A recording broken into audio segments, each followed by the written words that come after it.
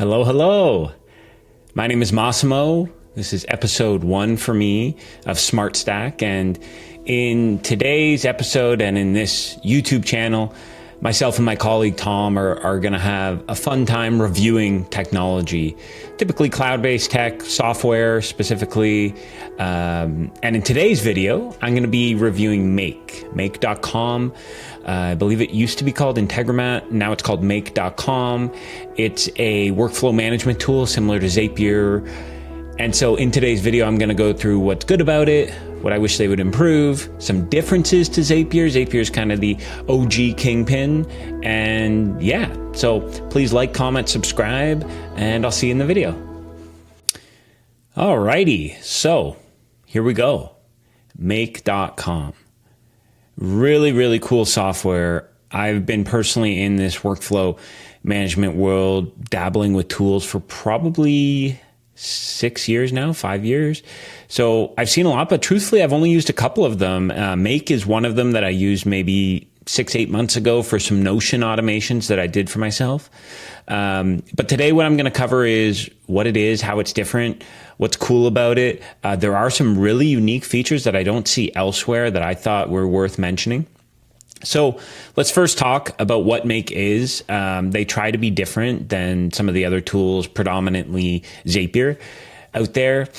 So you can see first off, very visual. They've got these kind of circles. You'll see them as I do demos. They keep talking about scale of their automations. They're doing a lot where you can really scale out these flows. There's really no limit onto how many routers and flows you can have running at once. It's a really neat tool.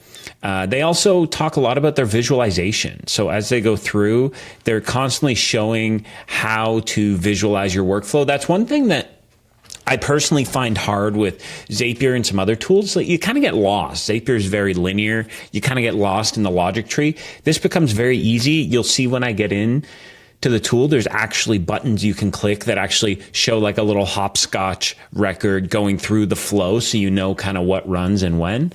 So very visual. The other thing you'll notice here is their pricing. Let's talk about their pricing for a minute.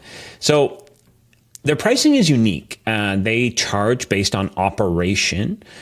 And I'll talk about that in a second, but it's very affordable, much cheaper from what I can tell than other tools typically.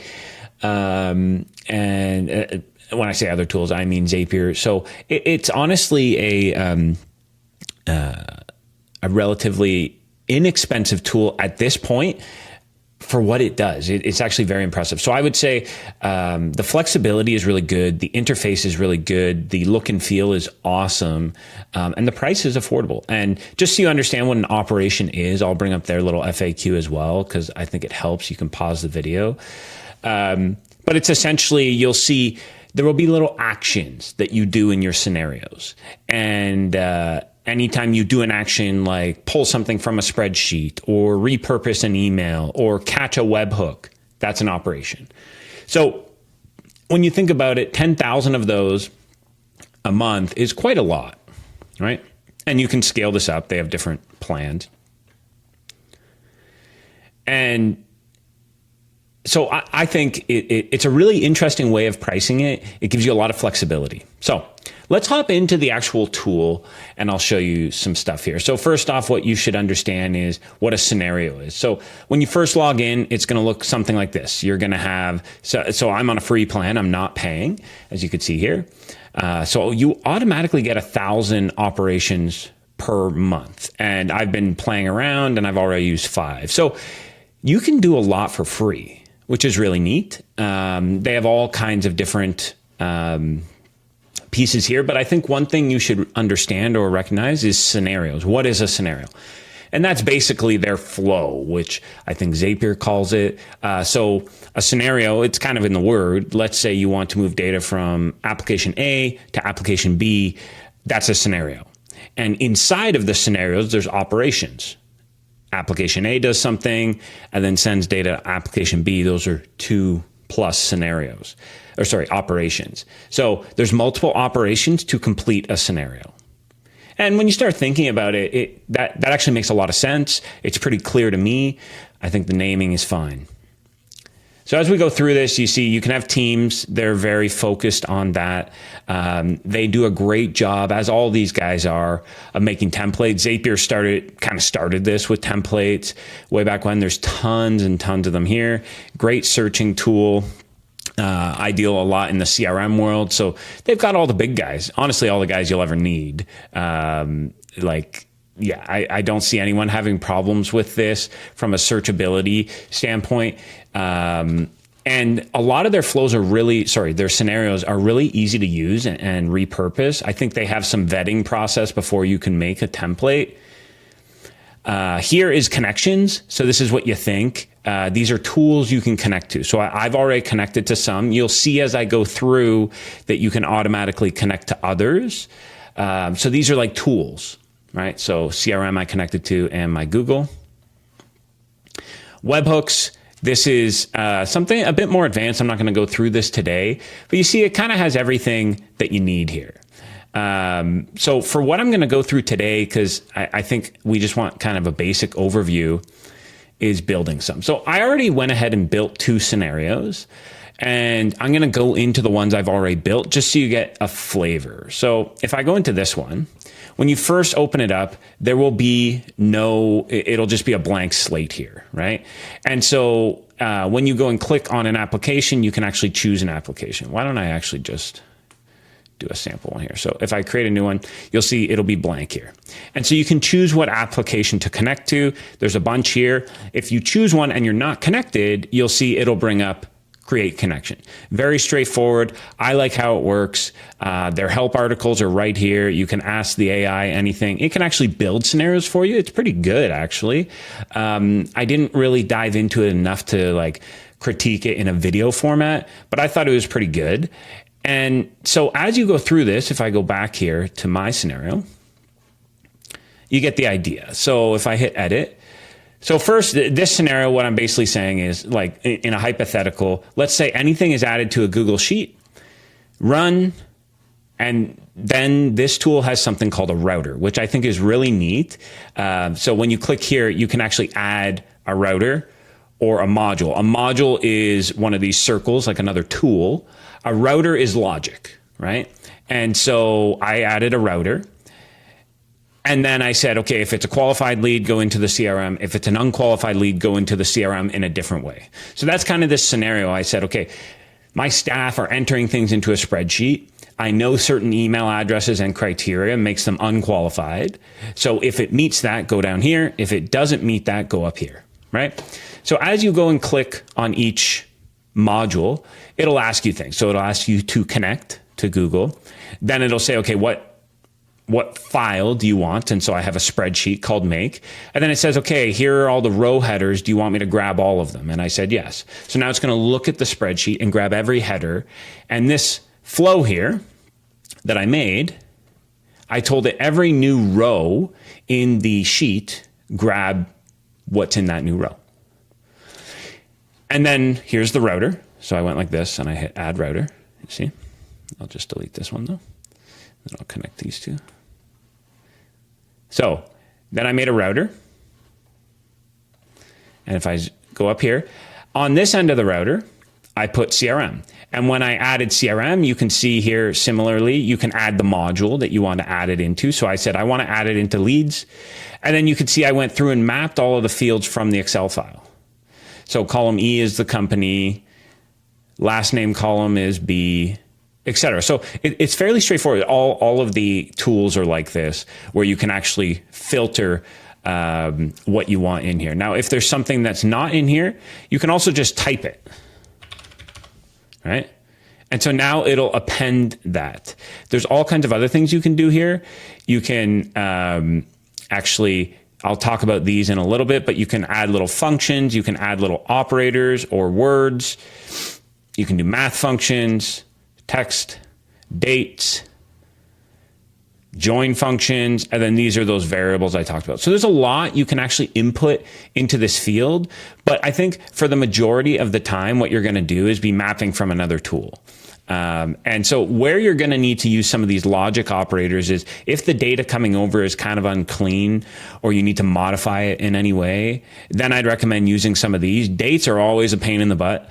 And so if like when you're mapping things, so if you just want to put today's date, you would just put that here, and you would put timestamp, and now it would put today's date, right? So there are some fun ways to do that. But my favorite part is these routers. And so you can actually auto align it to make it easier to see. So when I'm looking at this router, to put the logic here, it's super easy. So I just named it something, and then I said, okay, condition email, so the third or column C. If it contains Gmail, I'm saying that they're qualified. So this is just an example, right? And then it'll go over there. And then here on the logic, I said if the email contains Yahoo, they're not qualified. And so it's very easy to do. And if you want, you can just add more and more and more. And when you go to auto align, this is where this tool starts coming to life, because you can make a very large tree here. But I'm actually just going to delete these to make it a little neater. But you can see how easy it is to kind of move around in this thing.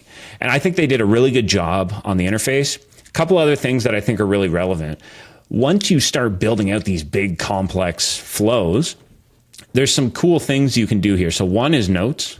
So if I click on this and I click notes, sorry. So I could say this will add unqual, right? Hit OK. So as you're building these out, and when you build out a team flow, they can see this. So they can click on it and see this. This is seems like a simple thing, but it's super important, especially as these things get bigger. The other thing I like was, where was it here? Explain flow. So it actually drops kind of like a step-by-step hopscotch here. And so I think, again, a simple feature, but as this gets bigger, this gets really important to explain this to colleagues or just yourself to remember where things go, because as this becomes a very large web, it can get very confusing. So if I were to run this now, and I'm just going to click here, you just hit run once. Okay. And now it's going to run. And 1 second. Okay, so you can see I just ran it. I added a new row into my sheet, so that's why I had to pause. Add the new row, then hit run once. It'll go search. And you can see it actually ran and went through this filter here, and it contained Yahoo. And if I click here, you could see I added Michael Smith, and his email was actually at yahoo.ca, which is why it went this way. And so if you click here, you can see. So I like how it kind of has the little magnifying glasses here to see. So here it is, Michael Smith at Yahoo. So what it's supposed to do is go through the router and go to unqualified, which it did. Here he is, Michael Smith, and he ended up here. So it's a really, really clean interface, really simple to use. So let's back up a minute and just pause. The interface is great. The testing is great. You can see, you can click on any of the apps here, reconnect them. You can actually just save it. Now, let's talk about probably one of the more unique pieces of this tool that I really like. They have something called scenario inputs, which I may be wrong, but I don't think anyone else is doing this, or at least this easily. So here's a scenario that they're trying to solve. Let's say you have staff that are hiring new employees, for example, and you want them, whenever they add a new employee to the company, you want them to enter in the information, and it's going to send an email. It's going to add them to a sheet. It's going to do all kinds of things in a row. And so you're not actually like inputting into an application. You want the staff to come in here and input into the scenario. So they have something here called scenario inputs. So I'm actually going to do this. I'm going to say first name. And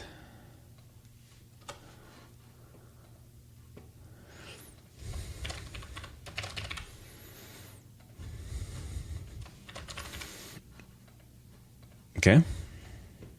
So now we're just going to save. So now what you're going to do is when you're ready to run this, you'll hit run once, and you'll see it'll bring up the scenario inputs. So your team can actually use this for new hires. So they could go, okay, Massimo, okay, Alberto, whatever, just a random email, hit okay. Now it's going to run that scenario. It's going to add them into the Google Sheet and send them an email and add them to your HR app, whatever. And so most people, when they're building these tools, are building them to connect different softwares. But this is a great way just to have processes that you can build out. They actually have a really good explanation on it right here, where inside of this video, if you go check out this video, it actually walks you through some really interesting scenarios that people are using. But it's basically what I was just saying. It's like, if you have processes, a lot of it was HR or operations, or even like after a trade show, if you're like, okay, after a trade show, I want you to enter the few leads that you met. It's going to add them into the CRM. It's going to send them a campaign from Active Campaigns. It's going to do this, and it's going to add them into a spreadsheet that we have internally. Those are really good scenarios that can just be run once or on demand, and your team fills out the information when they do it. So I thought that was a brilliant feature. I haven't seen that before, and that's why I think they're getting a lot of teams coming on board. And so basically what I would say with this software is it's really simple to use. Visually, it's awesome. Price-wise, it has low barriers to entry. You can obviously do all kinds of folder management and fun stuff like that. But this is probably the easiest and fastest I've ever jumped into one of these tools. It was really straightforward. I would recommend anyone checking it out. I have a link below for you to check it out. If you have any questions, please like, comment, subscribe, and we'll see you in the next one.